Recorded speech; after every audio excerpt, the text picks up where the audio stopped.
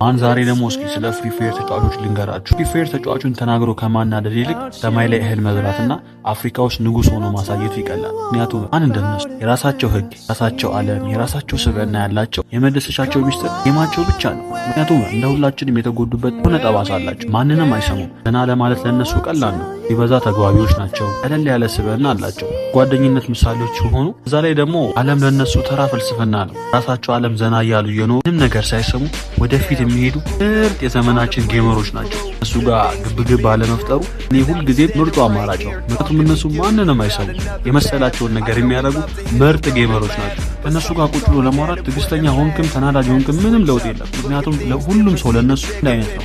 ማንም ምንም አይደለም ለነሱ። ራሳቸውን ዓለም ፈጥረው ዘና ፈታ እያሉ የሚኖሩ ምርጥ ልጆች ናቸው። ፋየር ተጫዋችን ለማናደድ ደግመዋለው የማይታሰብና የማይቻል ነው። ምክንያቱም እነሱ አሁንም ነገም ከነገ ወዲያም ደረቅና ደረቆች ብቻ ናቸው።